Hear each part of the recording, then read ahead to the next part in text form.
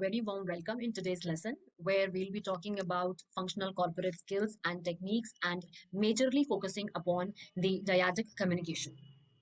As you all know that these lessons and modules provided to you is for your better corporate growth. So I request all the participants and all the clients to kindly take these lessons and modules very seriously, and whatever exercises are provided to you, make sure you are taking out at least 20 minutes out of the whole day to practice them. As already stated, that the topics that we are talking about on is called as functional corporate skills and techniques. So these are those corporate skills which are not at all innate, rather they are acquired, and at the same time they are acquired by the peers, by the company, then and there. So you need to be very much technically sound, corporate functionally sound. That's the reason you are a part of this workshop and this masterclass. So without further ado, let's dive into the session. And before I plunge into the session, I would like to brief you all that what exactly we have done so far, and today what we'll be discussing, and later on what are we going to do. So you are already familiar with functional skills, need of functional skills, and the modules related to the functionalities. Second is you must have been doing the practice and also would be practicing about the topics that were allotted to you, given to you regarding the speaking skills. And today we will be talking about dyadic communication. We have already talked upon dyadic communication, but today we will be talking extensively on this topic. Post the topic, we will be having a discussion on fluency and fumbling, emotional intelligence, self management, self confidence, and practice sessions are provided to you with each module. I'm trying to provide you some kind of exercises, if not possible, at least some kind of little bit of task to you. So that's all the agenda that you already you're aware about. So today we will be talking about the strategies for successful interpersonal communication in the layman's language. Layman's language means, in a very simple language, dyadic communication. See, it is not at all called as dyadic communication. It's called as dyadic communication. Dyadic communication. You can pause the video and practice for your own self. It is called as dyadic communication. So, in the layman's language, the dyadic communication is actually the interpersonal communication. What we do is that we are a part of a society, we are a part of a community. So, what we do is we do interpersonal communication. That means we have a group of people, we do talk to them. We have a group of society, we do talk to them. At the same time, there is intrapersonal communication also. Now, this intrapersonal communication is the private speech that you talk to yourself for better growth, for better insights, for better, you can say, your self awareness. So you must practice private speeches also. Talk to yourself, because when you talk to yourself, you open up your insights, you open up your blocks of the head, and you practice accordingly. And you get immediate feedbacks also at the same time. If I am thinking this, maybe this might be the situation, maybe that might not be the situation. Nobody's assessing you, nobody's judging you. So you are free for your thinking. So it's an urge. Try to do private speeches. Try to do intrapersonal speeches. It's not babbling to yourself, it's like talking to yourself. And when you talk to yourself, you generate more ideas. Interpersonal is something quick and ready communication. You have an audience, you have your peers, you have your colleagues, you have your presentees. You have to be highly and highly qualified in communication when it comes to interpersonal. That is the reason it is also called as dyadic communication, because you need to follow some scientific structures. You need to follow some kind of basic structuring and mechanisms while you are talking to the audience. That is the reason you frame out certain dyads. And what is the idea of dyads? I have already stated you in the previous module. You might check that and then you can land upon to this module. So what are the strategies for successful interpersonal communication where you get the immediate feedback, maybe in the form of verbal gestures or in the form of non-verbal gestures? So the overview of the whole lesson, or the whole overview of the whole module is that in this module, in this particular dyadic communication, our prime focus will be on self perceptions, because dyadic communication, you can understand, is like developing your structures.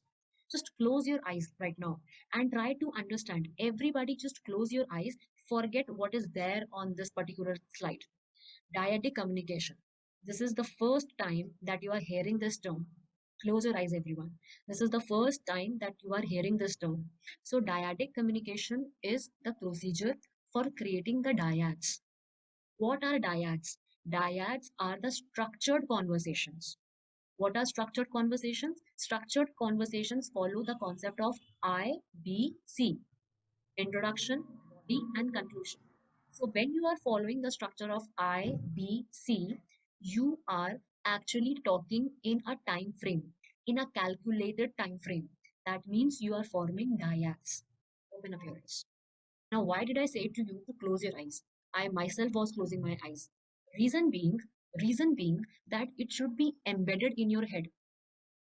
You must not forget about these dyadic communication, its concept, its definition, its meaning. So here we will be focusing upon self-perceptions, about dyadic communication relationships, interviewing purposes, interviewees' responsibilities, and interviewers' responsibilities. Something about telephonic structures, dictating structures, where we'll be talking about what exactly is dictation in corporate sector and certain examples of dictating. So I hope you are with me in this lesson. Something very new, but something very essential. Now, what exactly do we mean by this dyadic communication or interpersonal communication? In the corporate sector, face-to-face meetings are the most influential type of communication in an organization. Face-to-face can be in the physical mode also, face-to-face would be in the virtual mode also. So such type of interaction is called as interpersonal communication. So in this type of introduction, in this type of communication, the conversation is having the opportunity for the immediate feedback, which involves your oral and non-verbal responses both. In the intrapersonal, it is you who is your judge. In the mass media kind of communication, it is the media who is the judge. But feedback is very delayed or feedback is not at all there. But interpersonal communication or dyadic communication is such kind of communication where you get immediate feedback. It can be in the form of oral or it can be in the form of non-verbal responses. So there is no delaying. There is no delaying then and there. You need to be extremely prepared.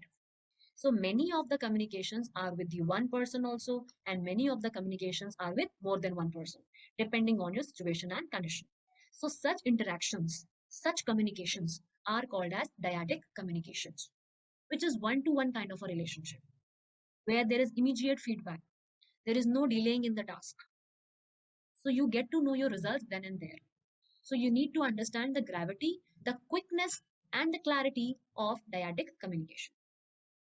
Now there's a very important, very scenic kind of this thought given by Benjamin Franklin. So tell me and I'll forget, teach me and I'll remember, involve me and I'll learn. So if you are telling something to someone, he will surely forget. He will never ever keep those things, those informations in his mind.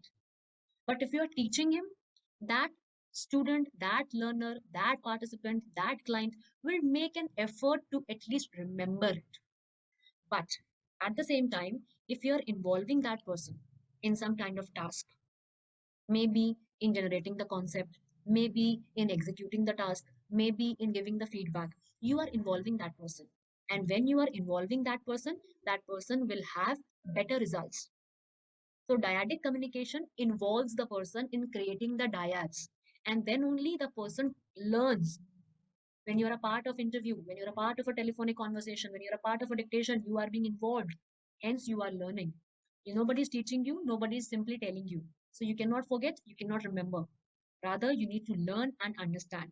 So dyadic communication is the structuring of the conversation where you are given an opportunity to contact, to communicate, to converse one to one with your clients, and understanding the accent of the client, understanding the ideology of the client, understanding the thought process of the client, if required, noting them down, jotting them down. So you need to be extra skillful.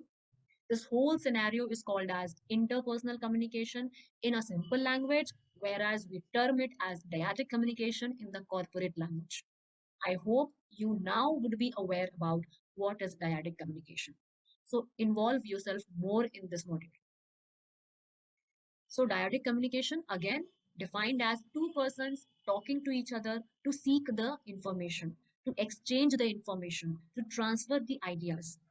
So while considering dyadic communication, two things are very, very essential for you.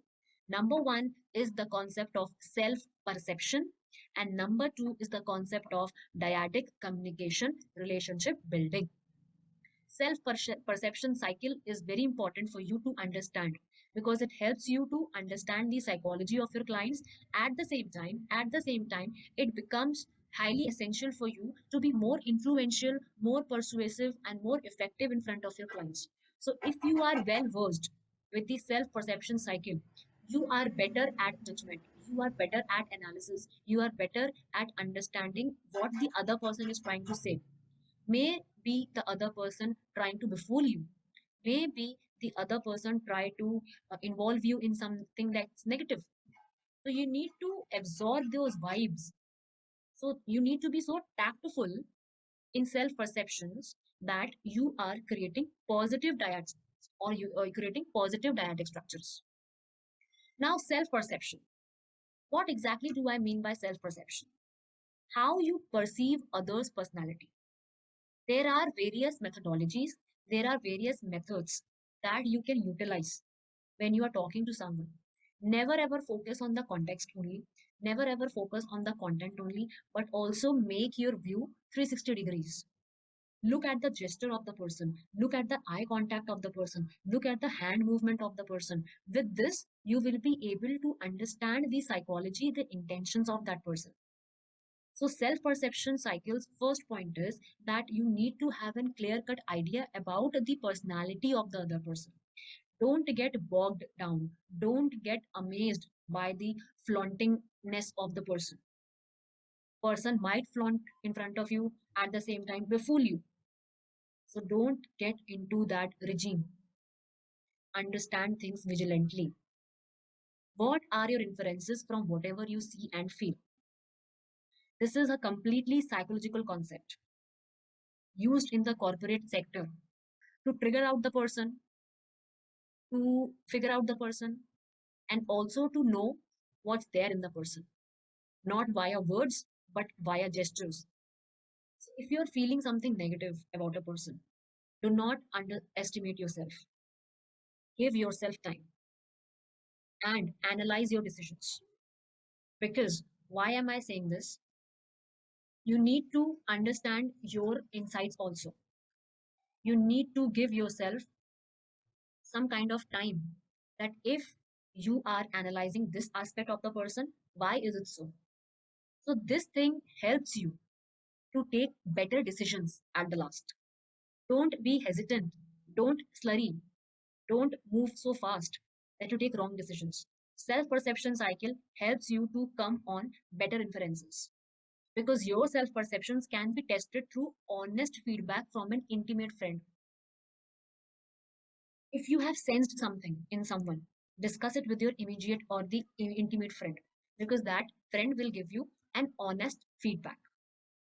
You may not judge yourself from your point of view, and you might be right or wrong. So if I'm saying I'm having this idea about my client, these were the instances, and that's the reason I have this ideology or notion about him. Discuss the same with your friend. Tell him about the same circumstances. Might your friend tell you exactly what you feel? So when your ideas are in parallel with your friend's ideas, the decision making of yours become better. So dyadic communication is not only about speaking, speaking, speaking. It's about understanding what to speak, how to speak, and when to speak. Taking an advice and involving a trustworthy companion is worthy enough, is a wise decision, rather than taking your own hasty decisions out of nowhere. So, jumping to conclusions very quickly can be dangerous. Therein, I am advising you to understand the psychology, analyze the situation, and perceive, analyze, absorb the self perception mechanism. Now, this is the whole self perception cycle. The main point is the self behavior because in the corporate sector, people will be looking at you. What are your views? What are your judgments? What are your thoughts? So, you are the center point.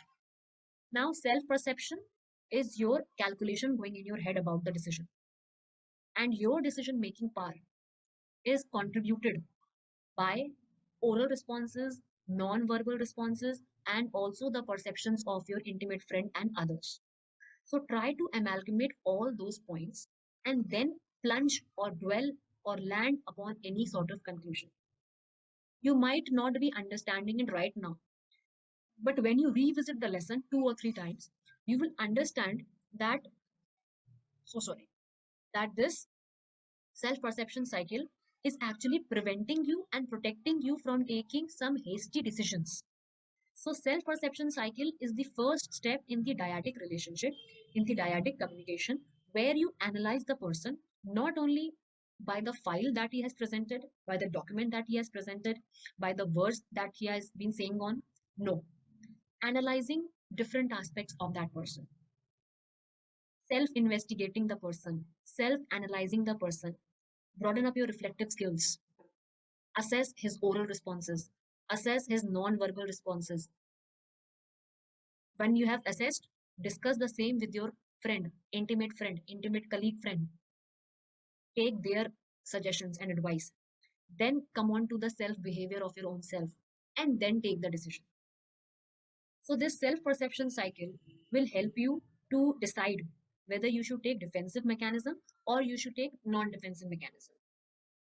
So, the defensive and non defensive mechanism we will be doing in the next module. As of now, what you need to do is you have gone through self perception cycle. You have gone through what is dyadic communication.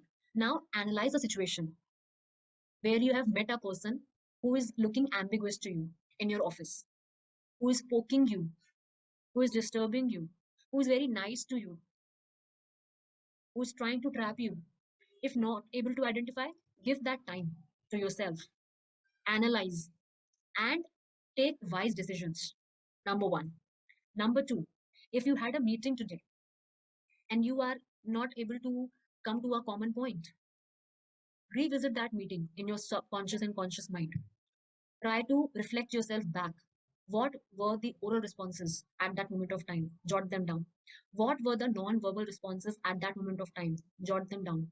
Amalgamate both the things, analyze both the things, and then come to a conclusion.